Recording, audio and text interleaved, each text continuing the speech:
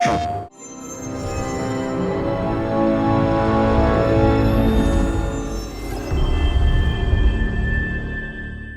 I first got started, I would look at the software and it would look like I was in the cockpit of a Boeing 747 with all these buttons and gadgets, and it was very intimidating. But then when you get in and you just start learning how to do it, you'll find that you just need to dig in and learn a few basic things, and that's where everybody starts. 1, 2, 3. Dream.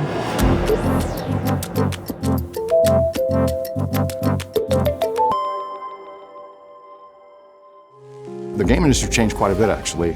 You know, back then, development teams were small. I mean, we're talking about maybe 12 people or so. I actually started developing on the PlayStation 2. I remember anytime we checked in something into the game, we would actually have to wait 24 hours to see the result in-game after that. If I had an idea that I wanted to get on screen, it would involve a lot of people, animators, artists, everybody, just to kind of fabricate that into something that you could play. Projects were 9 months to a year, and now projects are like 4 years, 5 years, depending on the project. One of the major differences between what we had 20 years ago and what we have today is the ability to really immerse the player into an environment. The tools that we have today are so much better than we had 20 years ago. I wish I had the tools and everything, like Dreams, to be able to make my own games back then. I can't even imagine the things that I would make. I would make space games, I would make games where you can ride in a vehicle. It's amazing. It's a dream come true.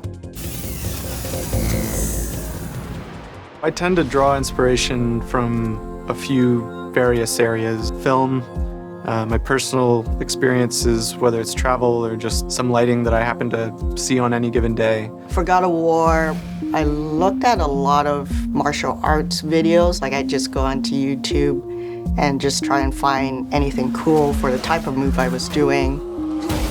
My goals when I started Days Gone were simply to figure out how to construct the environment in a natural way.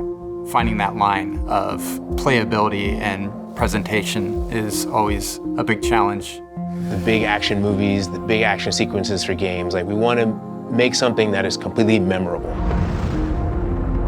The first thing to do when you're building a level is to recognize what the pillar or the purpose of this level is. What do you want the viewer or the player to focus on or look at? I like to start with my shapes and then move into color and then finally lighting.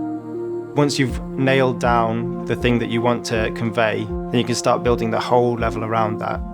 Every time you iterate, every time you work on something, it gets a little bit better each time. That's a requirement for game design. Don't be afraid to try something and fail or have it not work. That's part of it. You don't have to know what good looks like. You just need to make it better, and you do that 1,000 times in a row, and eventually, with enough perseverance, you will get there. The living paint mechanics are a perfect example of that for us. We had multiple different versions of them, multiple different styles and takes on it. It wasn't until we could really harness the player's own input and gesture and actually take the strokes that they make and embellish them into something beautiful that it really kind of locked down and cemented the whole game in place. You're making a game for people to enjoy, and you're not making real life. If you take something like a forest scene where you have a lot of rocks and trees that are have fallen down and there's just rubble everywhere, and then you say, now go ride a motorcycle through it, that would be impossible to do.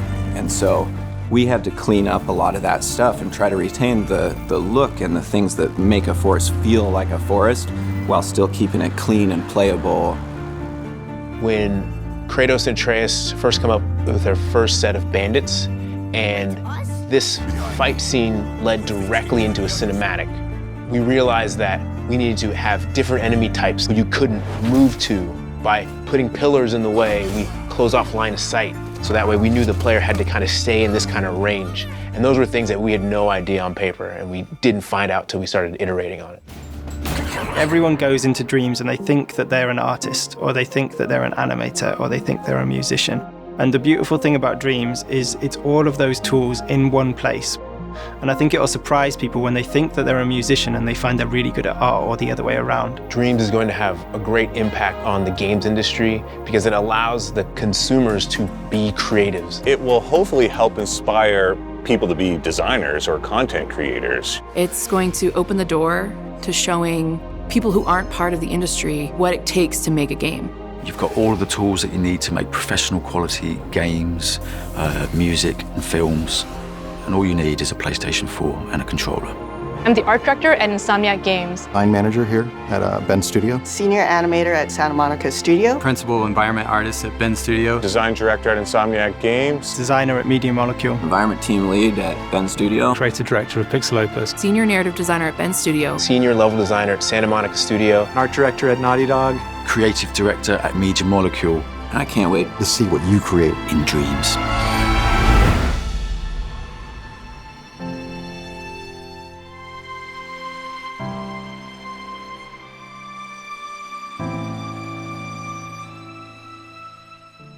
PlayStation